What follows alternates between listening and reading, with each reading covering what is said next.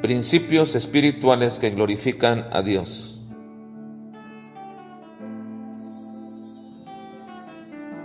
Principio espiritual número 215.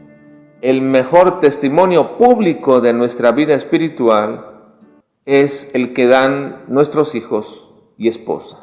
Segundo libro de Crónicas, capítulo 13 al capítulo 15. Es cierto que las personas que mejor nos conocen son aquellas que están no solamente cercanas a nosotros, sino que son de nuestro núcleo íntimo. Y esto, por supuesto, son nuestros hijos y esposa.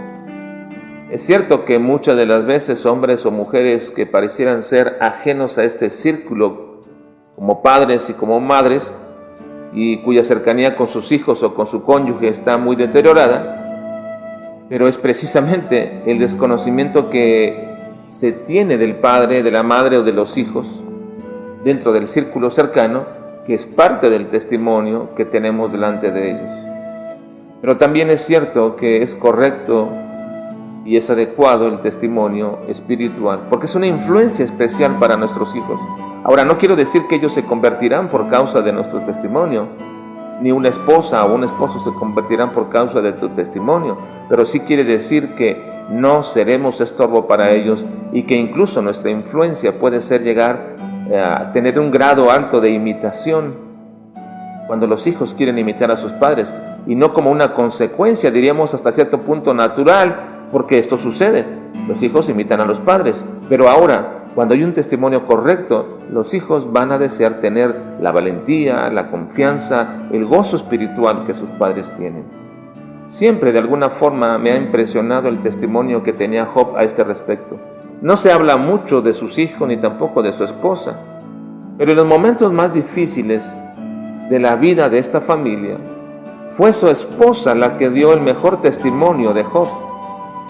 A la esposa de Job le frustraba que ante las circunstancias más graves que tenían y las que se encontraban, que Job se mantuviera en ese testimonio.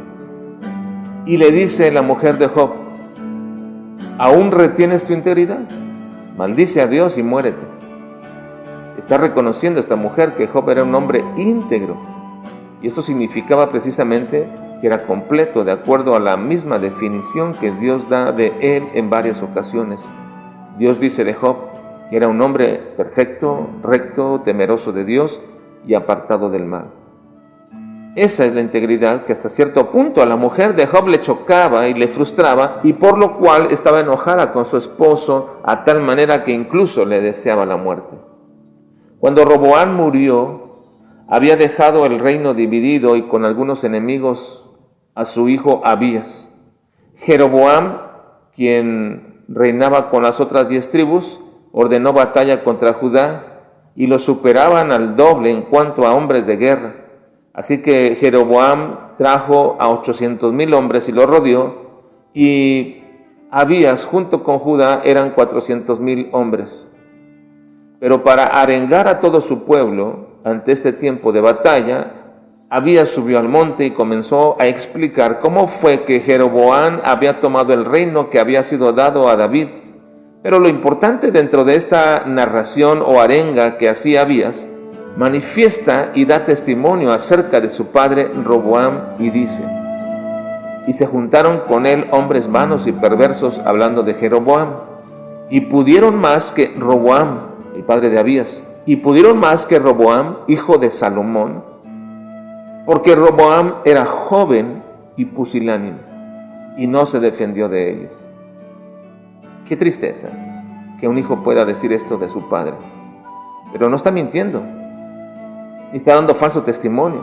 Es simplemente el testimonio que su mismo padre le había dado. Era un hombre pusilánime, es decir, un hombre falto de carácter, un hombre opacado ante las circunstancias e incapaz de poder tomar valentía en el Señor y asumir decisiones importantes y trascendentes para su reino. Por supuesto que tal condición pública debió haber sido también la misma condición en privado que tenía en la familia. Pero también dice en nuestros capítulos de esta mañana que el rey Asa, hijo de Abías, el cual había heredado el trono de su padre Abías, él también, en su deseo de glorificar y honrar a Dios, y con un corazón perfecto, como dice la narración, quitó todos los ídolos, quitó todo lo que había y que no era adecuado para su reino, pero sobre todo dice que depuso a su madre, la quitó de su dignidad, porque tenía y se había hecho una imagen esta mujer. Así que también, qué vergüenza debió haber sido para la madre de Asa, el rey, que su propio hijo públicamente la hubiera depuesto de su posición porque no seguía a Dios. El testimonio que nuestros hijos dan de nosotros es precisamente quizás la mejor manera de evaluar cuál es nuestra condición espiritual. ¿Qué testimonio es el que dan tus hijos de ti? Mucho va a depender de cuál sea la percepción espiritual que tú les estás transmitiendo.